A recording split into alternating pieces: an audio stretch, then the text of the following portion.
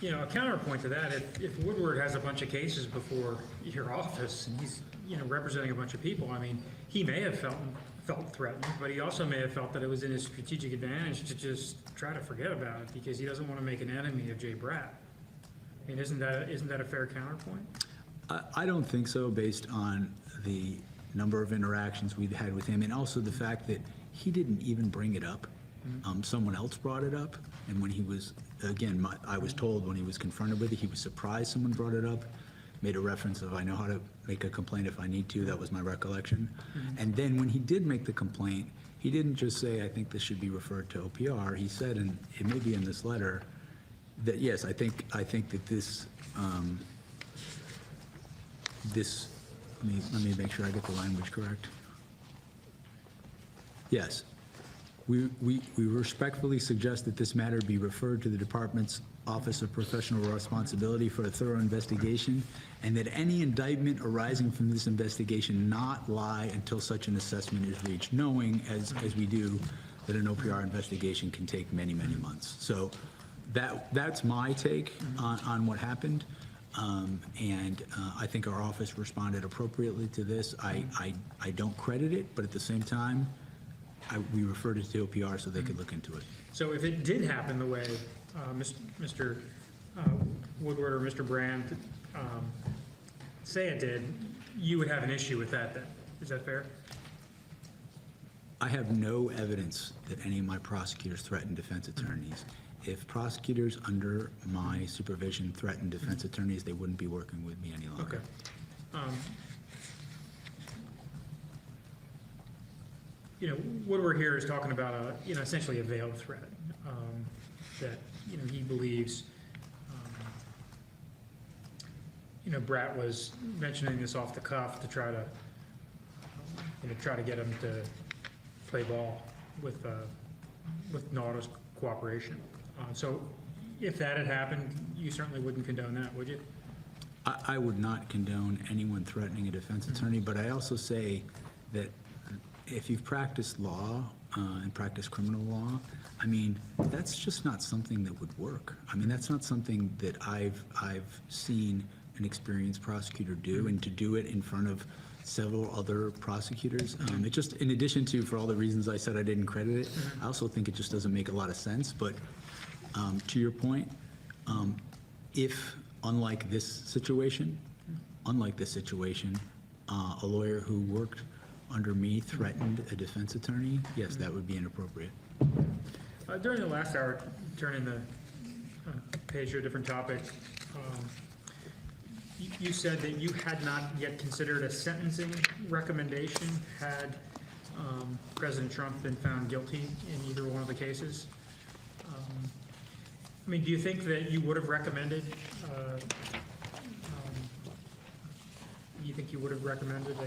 a jail sentence, prison sentence, if he was convicted? I'm not going to speculate that on that, because that would require a very detailed analysis of the sentencing guidelines factors, of what he was convicted of any mitigating factors. That's not something you do off the cuff, whether someone should be incarcerated or not, or how long. That's not something I would do without significant analysis. And had your office undertaken any type of analysis on that front? In terms of a thorough analysis, I don't recall anything like that. I'm sure that we knew how much the sentence could be in each individual thing, but I certainly had not turned to thinking about what sentences should be. As a rule, I don't do that until there's a conviction in a case. Okay, and but what would have the sentence have been for the charges that you indicted for? I'm not going to speculate. I mean, if we sat down and went over the sentencing guidelines, we could talk about what that would be, but I have not done that analysis, and I haven't thought or looked at or thought about that issue. Would that analysis have yielded some jail time, or recommendation for some jail time? Again, I'm not going to speculate on that, because as I mentioned earlier, you only get to that if you try your case and you prove it beyond a reasonable doubt. We did not do that in this case. There was no trial, and we didn't do that. Do we have any members here?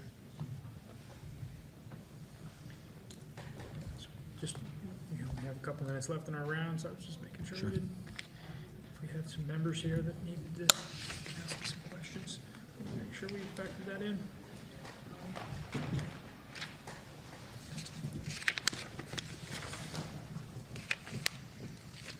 The individual who worked for Mark Meadows by the name of Cassidy Hutchison was she was a star witness for the January 6th committee proceedings, and she made some real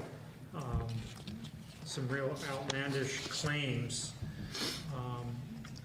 that, for example, one of them was that President Trump tried to take control of the wheel of the Suburban that he was being driven in.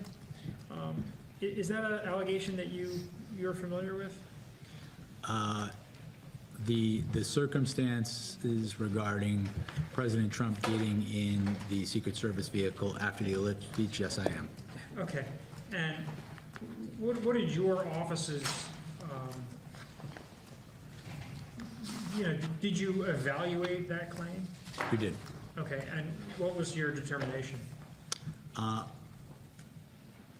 Ms. Hutchinson, regarding that particular claim, was a second or even third-hand witness. She had heard other people talk about that. Okay. And so we went to, we interviewed, I think, the people she talked to, and then we also interviewed, my recollection's correct, officers who were there, and including the officer who was in the car. Right. That officer, if my recollection is correct, and I want to make sure I'm right about this, said that President Trump was very angry and wanted to go to the Capitol, but the version of events that he explained was not the same as what Cassidy Hutchinson said she heard from somebody secondhand. Okay. That's correct.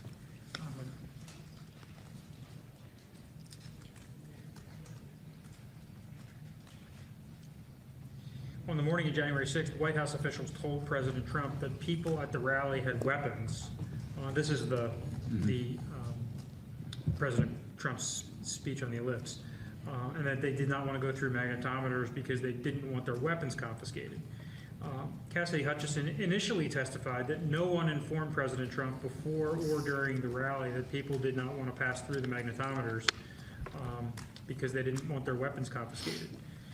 During a subsequent interview, she sort of changed her tune a little bit and claimed that Deputy Chief of Staff for Operations Tony Ornato and other officials did inform President Trump that people standing outside the rally area did not want to go through the magnetometers because they did not want their weapons confiscated.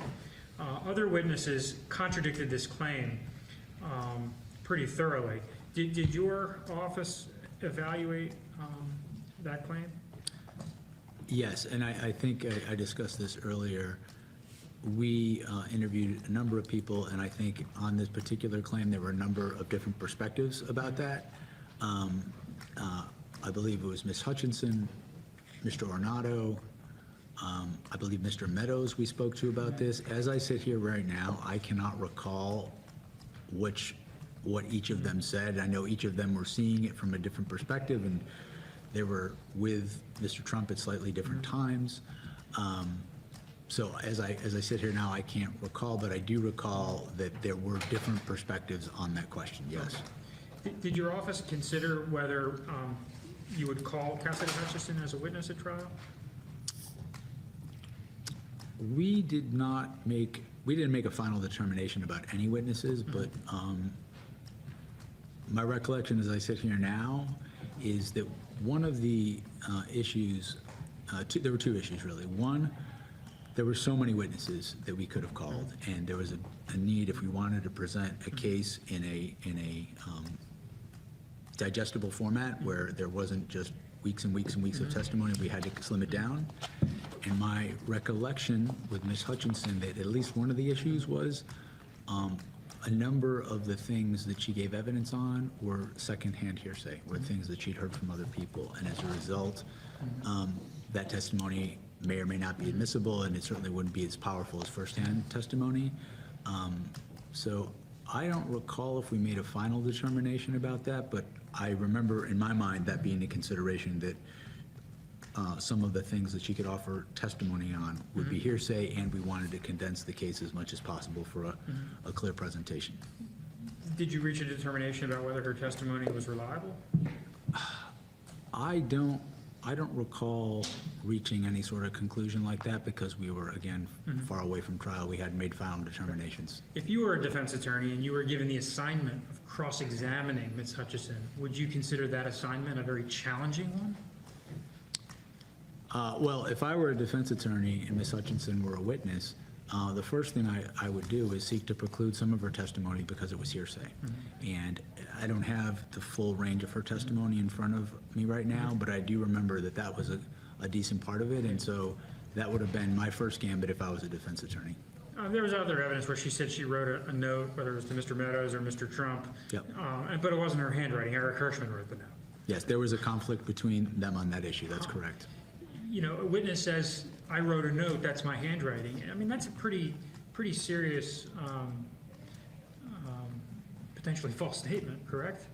Well, like I said, we didn't make any final determinations about who we were going to call or not, but there were instances, you cited a couple where we had evidence, we had different perspectives about an issue, we had secondhand hearsay about an issue, or two witnesses not remembering something the same way. So those are all accurate.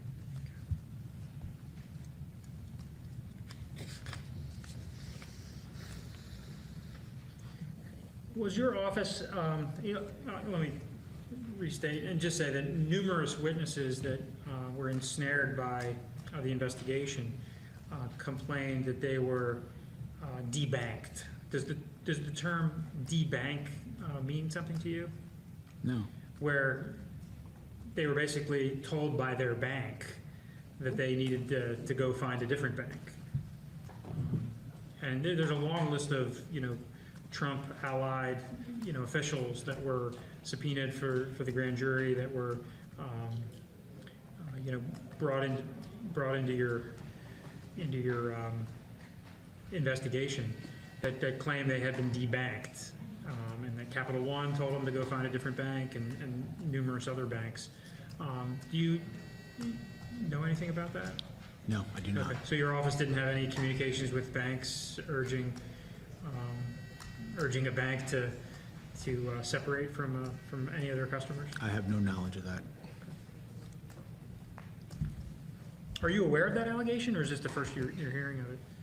I'm trying to think. I didn't know what the term meant when you first said it, so, I mean, in the scheme of the world, have I heard of the word debanking? Maybe, but if you'd asked me to define it when you first said it, I don't think I could have. Okay.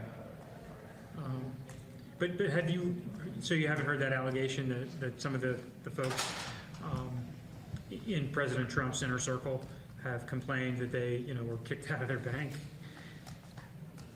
Complain to the special counsel's office? No, they've complained publicly that the fallout from this investigation has made their life very difficult, that they have been, been forced to get a new bank because, Capital One won't support them.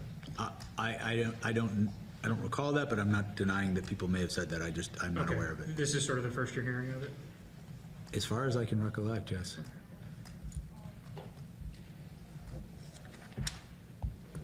Well, actually, sir, can I just add one thing there? Of course. When you were interacting with my counsel and talking about the issues you might ask about, you said debanking was one of the issues. That was the first I'd ever heard about it. Oh, okay. All right.